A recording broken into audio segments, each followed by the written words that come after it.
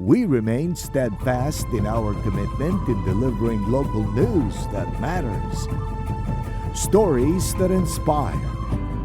Enriching the lives of Filipinos in the Philippines and across the globe. This is your GMA Regional TV. Buong puso para sa Pilipino. Ini ang GMA Regional TV Balitang Bicolandia.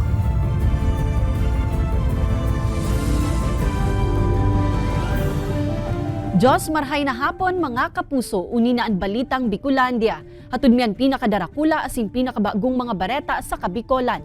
Kami ang tropa nin katotohanan, mahatod nin mga baretang mayong pigkikilingan, mayo nin pigpoprotehiran.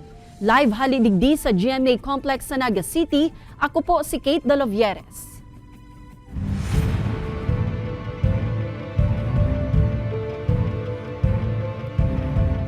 Pirang campaign posters na dailaog sa COMELEC guidelines pigpunan ng baklason sa banwaan nin Libmanan, Camarines Sur.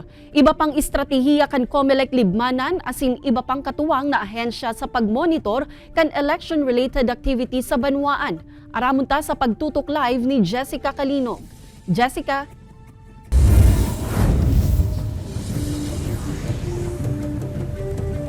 Kate, sa datos kan COMELEC Libmanan, 2,554 na mga individual sa banwaan ang nagdadalagan ngunyan para sa barangay asin sangguniang kabataan elections. Antes pa man ang sa indang campaign period, piglatag naman sa mga ini ang mga ipigpapangalad sa indang pagkampanya. Asin ngunyan nganing aldaw sa implementasyon kan nationwide simultaneous operation baklas, pigmonitor man kan mga otoridad kung nasunod mananggad ang mga ini. Sa ikaduwang aldaw kan karampanyahan para sa 2023 Barangay and Sangguniang Kabataan Elections, mantang sibot ang mga kandidato sa pagpanao asin pagdukot nin campaign materials. An COMELEC Libmanan, kaibanan ang mga kabuhan kan PNP, DENR asin iba pang katabang na ahensya, nagpuo naman sa paglibot sa kasentrohan kan banwaan, pati na sa mga barangay na yaon sa kalabaan kan highway. An sa indang katuyuhan, baklason ang mga campaign poster na nakalaag sa pigpapangalad ng mga lugar, siring man anday naguutob sa iba pang COMELEC guidelines. Kasi kung papabayaan mo siya, masabi ang tao, daiman bawal. So sabi ta, dagdagan ta. So daimin na siya actually, pagdakulo na mas mahirap sa muya, mas dakol na tawang kaipuhan mi. Oversized posters, mga nakadukot sa poste kan kuryente asin puunin kahoy, ang kadaklan sa binaraklas kan grupo. Pati na ang mga nakatadom na pako sa kahoy, pigharali man kan mga kabuhan kan DENR. Alam mo kasi, mga lugod na yan sa kahoy, pwedeng dyan maglaog ang virus para magkaigwa ng sakit ang kahoy. Mararaot na. Ang mga hinaling campaign poster titipunon sa opisina kan COMELEC Libmanan nganing enkasong may magreklamo o maawot na bawion ini sa inda ining maikakapresentar. Pig-deputize man kan COMELEC Libmanan ang LGU asin ang mga barangay tanod sa 75 barangays na makakatabang sa pagmonitor asin pagbaklas kan mga unlawful campaign material sa saindang lugar. Kabali man sa tututukan asin imomonitor kan COMELEC katabang ang Bangko Sentral ng Pilipinas asin BSP supervised financial institutions durante kan karampanyahan, iyo an electronic o e-wallet transactions kan mga kandidato sa pagsyertong dai ini magagamit sa pagbakal o pagpabakal nin boto. Katakod ini kan kontrabigay campaign kan komisyon. Bigger transactions and sige-sige for a day or higit pa, mga sabihon ta ng mga imposibleng sige-sige kang matao, di ba? Yung mga denominations na pwedeng mga 20, 100, 200, pwede mo siyang ma-check. All of this naman is, puros lang naman is presumption.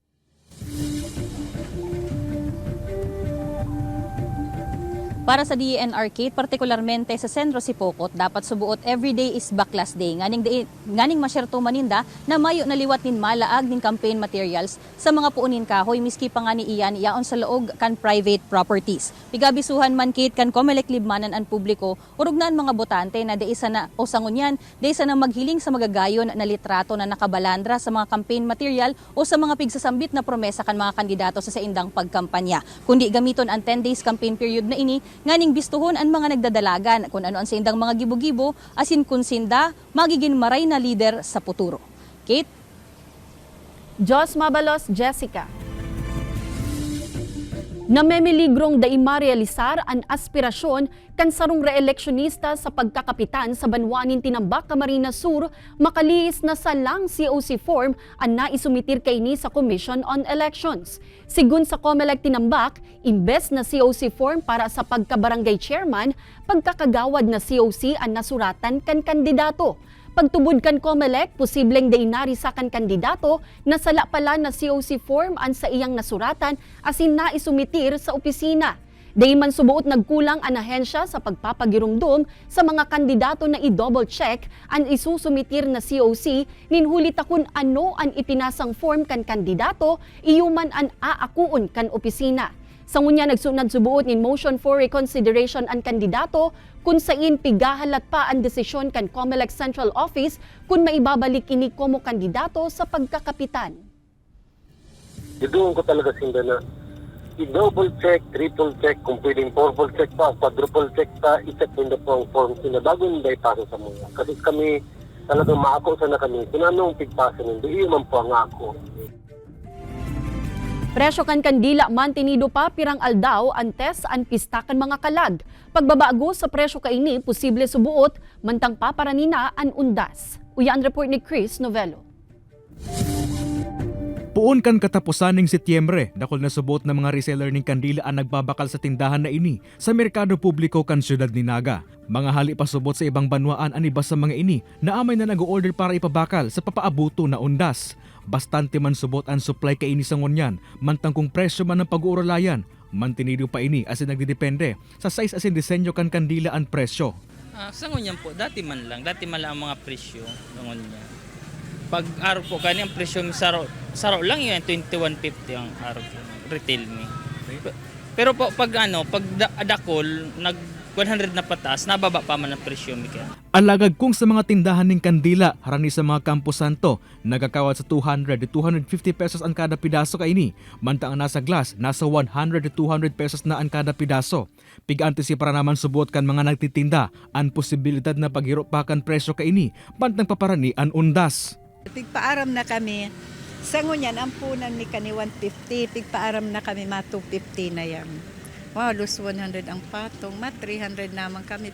Sa ngunyan, matumal pasubot ang bentahan kan kandila, alagad naglalao man mga paratienda na magiging mabenta na ini pagkatapos kan eleksyon hasta sa mismong aldaw kan Todos Los Santos. Kay baran si Carlo Abunita, Chris Novello, Balitang Bicolandia.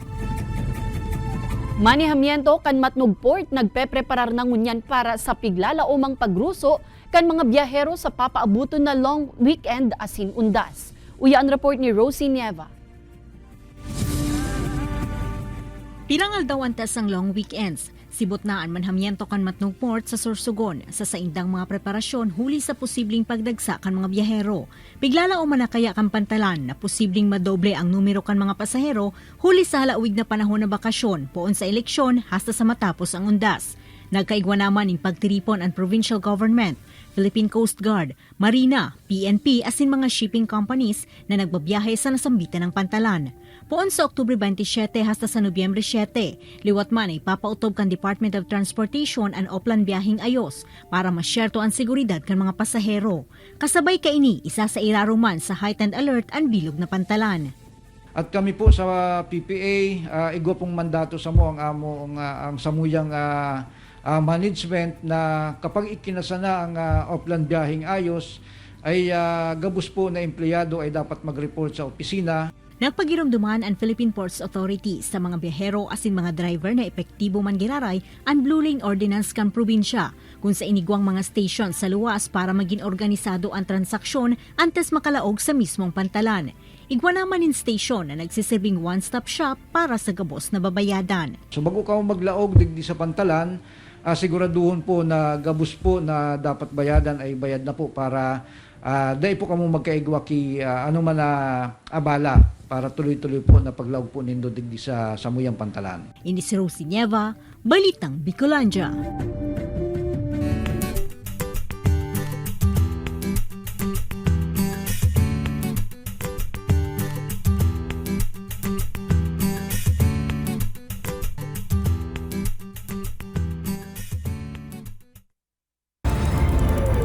Ini ang GMA Regional TV Balitang Bicolandia.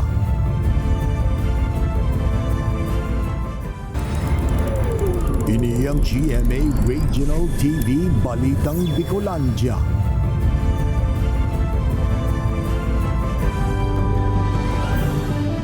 Heavy equipment na ginagamit panlinig ninduot sa sarong lote sa Naga City nasulo. Faulty electrical wiring pigihiling kan mga otoridad na pigpunan kan kalayo. Uyan report ni Chris Novello. Nagpuon sa maitom na asohas na sa Maricas na kinakaning kalayo ang heavy equipment na ini sa Barangay Del Rosario, Naga City pasado alas 10 kasubagong aga. Sigun sa operator kan nasambitan ng heavy equipment, naglilinig siya kan mga duot sa lugar kan makaparong ning nasusulo. Asa sa nahiling niyang nagkakalayo na aniraron na parte kan bulldozer. Sabi ko, ba di ko na so baterya? Sabi ko, parahiling ko na sa baterya. Sabi ko, mayo man. Pagiling ko naman sa irarom, naglalaan na naman sa ano. Pinurbaran pa man subot niyang mapalsok ang kalayo, alagad Maricas ining naglakop. Tulos man na nagresponde ang BFP Nagas and fire volunteers sa insidente. Kung saan basado sa inisyal na investigasyon, posibleng faulty electrical wiring ang pigpunan kan kalayo. Naparong niya lang si Inot, pero pig-check niya din, baka ngayon nag-overcharge ng baterya, pero kung chinek niya, okay pa man. Pero katong hiniling niya giraray, duman niya na nahiling na ang kalayo ang mismo sa irarom. Nagtuturo pa ang krudo sa heavy equipment kaya pigpapalikay ng unakan mga otoridad ang mga residente na maglog sa lugar, hulit na posible pa ining magkalayo. Sa ngunyan, pigaarampakan mga otoridad ang kantidad na winalat na danyos ka nasambitan ng insidente. Kay banan si Carlo Abunita, Chris Novello, Balitang Bicolandia. Padagos pang pigi-imbestigaran kan mga otoridad ang dapit sa nakuang mayo na ninbuhay na umboy sa Legazpi City, Albay kanakaaging aldaw. Nadukayan ining nagpapataw-pataw sa may baybayon kan kadagatang sakop kan Barangay Rawis. Day pa man nasususog kan otoridad kung sisay an maggurang kan umboy o nagwalat kaini. An mayo ng buhay na umboy tulos man na pinabendisyonan sa Redemptionist Church asin pinangaranan na Angel. Makalihis na mabendisyonan ipiglubong naman ini sa Pawa Cemetery.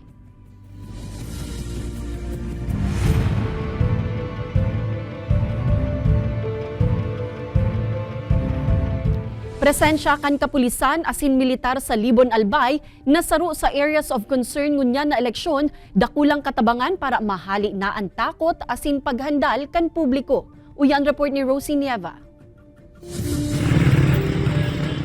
Kasabay ka nagpapadagos na election period, saruan banwaan ng Libon, Albay sa pig sa irarom sa heightened alert as in areas of concern kan COMELEC as in PNP. Inihuli sa huma kan mga armadong grupo kung sain sa enot na aldaw pasanakan COC filing, igwa na tulos nin sarong binawian in buhay.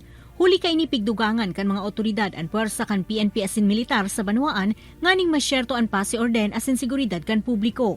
Kaya ngunyan, karon natawan naman subot nin pagkakataon ng publiko na magluwas sa indang mga harong na mayo nin paghandal. Pero kami as barangay official, mas kami na arog ay may mga kadagdita as arami na may secured talaga kami. Sa mga paratatanom, dahil nakakapagtanom ang iba dahil sa takot. Sa mga negosyante, dahil nakakapagnegosyo. Sa mga estudyante, dahil nakapag-eskwela ng formal. Pigsyerto man kan PNP and Philippine Army ang sa indang bilog na suporta, nganing magpadagos na ang katuninongan sa banwaan. Makaasa kayo na tuloy-tuloy ang suporta at deployment namin all throughout this election and even beyond the election. Sibong ka na irehistro mga engkwentro as nagkapirang shooting incident sa pirang banwaan sa Camarines Sur. Sigon sa COMELEC asin PNP, nagtitiner sa green category ang bilog na probinsya, mantang mayo man subuot nin COMELEC controlled area sa ngunyan. Asin basado sa indang monitoring, generalmente matuninong ang 35 munisipalidad asin 2 syudad sa bilog na Camarines Sur. Na magkaroon ng insidente. So sana nga po yun yung natin is masustain natin yung green na wala nang magbago. Ini si Rosie Nieva, Balitang Bicolandia. Inspeksyon para sa pangangampanya kan mga kandidato inagikan COMELEC Catanduanes sa pagdalagan. Uyan report. Kasabay kan enot na aldaw kan campaign period kasuudma para sa barangay and SK elections, pigpo na naman kan COMELEC Catanduanes ang sa indang paglilibot sa mga banwaan sa isla. Alagad ba kung araw kan ibang inspeksyon, pig-agi ini kan komisyon sa pangingenot ni Provincial Election Supervisor Attorney Neil Canicula sa pagdalagan kaibanan ang mga miyembro kan PNP Philippine Army asin iba pang deputized agencies asin volunteer runners. Nagpuon sinda sa banwaan nin Virac asin arual daw na madalagan hasta sa malibutan probinsya. Obheto kan aktibidad na personal na mahiling kan COMELEC kung nagsusunod sa mga panundon ang mga kandidato asin mayo ni nangyayaring vote buying asin vote selling. Para po ipaigting natin ang pag-regulate ng ating mga campaign materials. Kaya meron tayong task force anti-EPAL. At ito po na kontrabigay. Ito po yung laban sa vote buying at vote selling. Paiigtingin natin po ang information dissemination. Kasabay kan paglilibot kan mga otoridad, pirang bayolasyon na tulos ang nanotaran sa pagdukot ng mga campaign materials. And marami akong nakita na nasa loob ng pribadong lugar ng mga bahay nila at sa mga fences. Pero yung usual na pagkakamali ay wala yung paid by or paid for. Ayun. Consider siya na illegal campaign material. Sigun sa COMELEC, tatawanin danin oras ang mga kandidato na haleo na nasambitan ng mga posters huli takundai, sinda na mismo ang mabaklas kay ni sa Oktubre 27. Ini si Don Jimenez, Balitang Bicolandia. Pigtawan pagbisto kan Bureau of Fisheries and Aquatic Resources o BFAR Bicol ang banwaan kan Jose Panganiban, Camarines Norte sa irarum kan search for malinis at masaganang karagatan.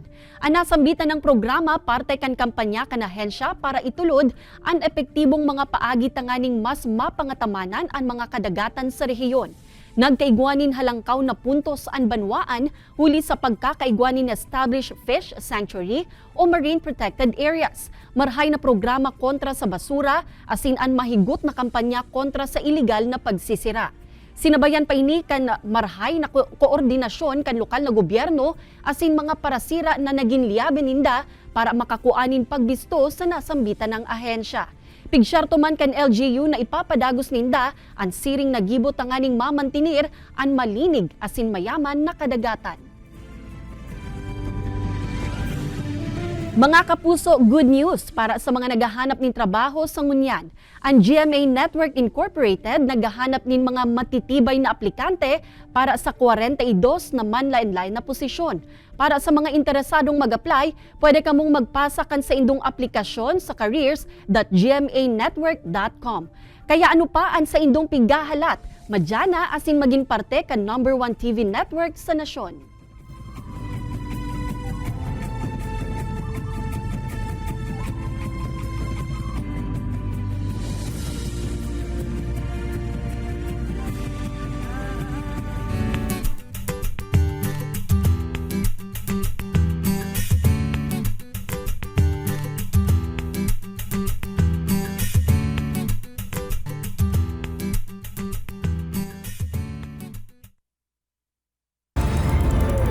Ini ang GMA Regional TV Balitang Bicolandia.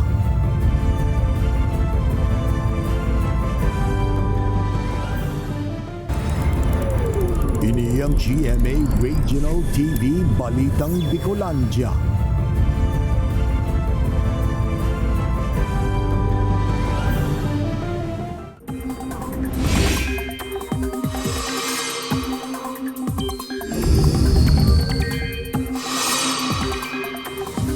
Mga kapuso, nagpuna po ang amihan season. Padagos man na uuranon ang pirang parte ka nasyon huli sa duwang weather systems as in localized thunderstorms. Sa ngunyan, mayo pang nahihiling na raot nin panahon o bagyo na posibleng mabilog ngunyan na weekend. Alagad madanay na ang duros amihan kasabay kan padagos na pagdanay man kan shearline. Madara ang amihan nin maluluyang uran asin medyo malipot na panahon. Mantang ang shearline madaramanin mapanganuron asin mauran na panahon na posibleng magpabaha o magkausa nin landslide. Basado sa datos kan Metro Weather, posible ang pag-uran sa bilog na Bicol region. May tsansa nin heavy to intense rain sa pirang lugar. Posible man na uranon ang pirang parte kan Visayas asin Mindanao. LGU pili sa Camarines Sur pigtututukan na ang mga interbensyon tanganing malikayan na ang harus uroaldaw na aksidente sa tinampo sa banwaan. Man ibaybang lakdang na pigigibo kan imbweltong mga opisina sa tuyang aramon sa report na ini. Sentro kan probinsya nin Camarines Sur an banwaan nin Pili. Pigaagihan kan mga biyaherong palaog asin paluwas sa probinsya. Ini man subuot an saro sa mga lugar kung saan haros pirming may nangyayaring aksidente sa tinampo. Based sa report kang PNP sa Muya, sa laog lang ning 5 bulan, nakaigwang vehicular accidents na 221 kadakon. Meaning to say, 11 aksidente kada aldaw.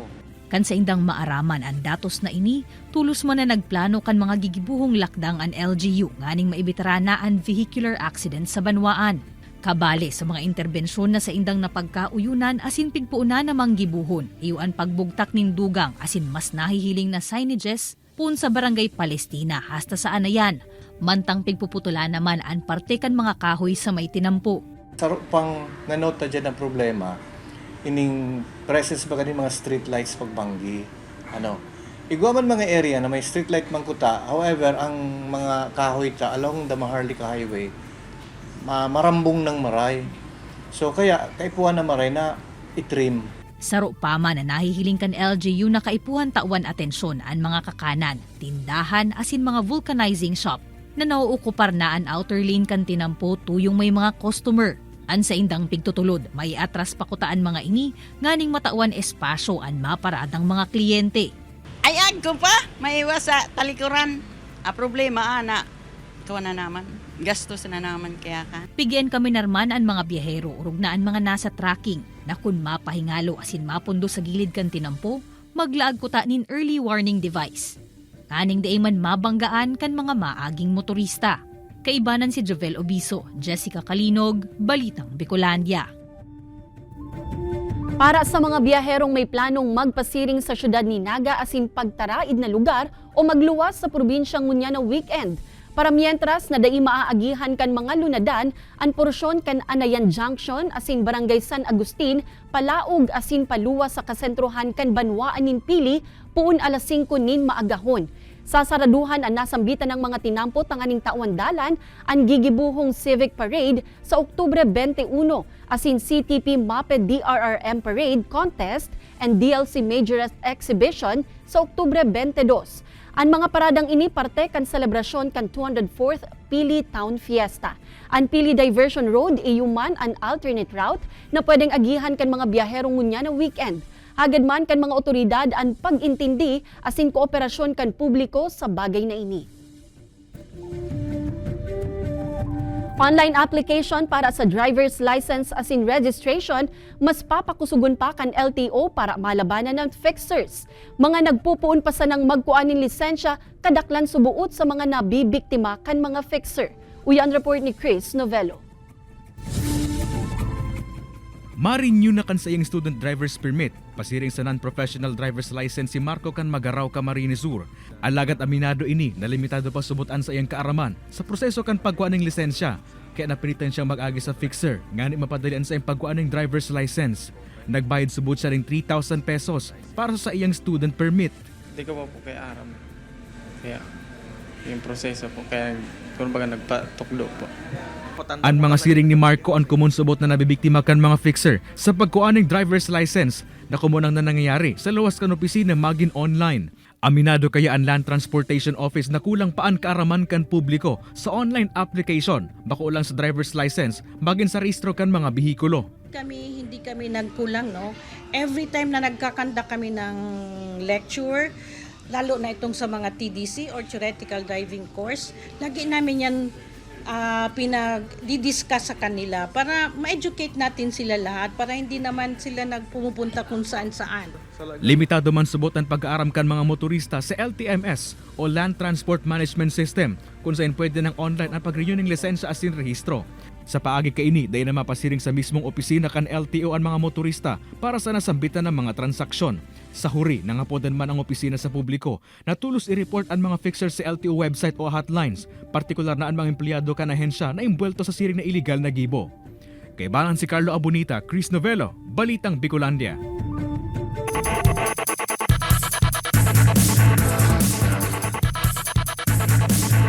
Naging mainit ang bakbakan sa ring kan EAC Generals asin Binil Blazers sa NCAA Season 99 Men's Basketball Tournament.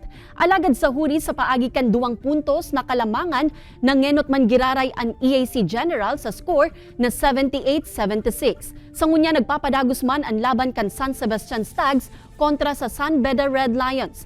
As of October 19, nangengenot sa team standings ang Mapua Cardinals na pigsusundan kan San Beda Red Lions asin LPU Pirates. Importansya kan kawayan aramon sa mga bamboo experts sa gigibuhong bamboo training and seminar sa Antipolo City sa aga Oktubre 21. Ini ang 23rd Bamboo Training and Seminar na may temang Learn and Earn from Bamboo Experts. Ang training pinangenotan kan Carolina Bamboo Garden Philippines.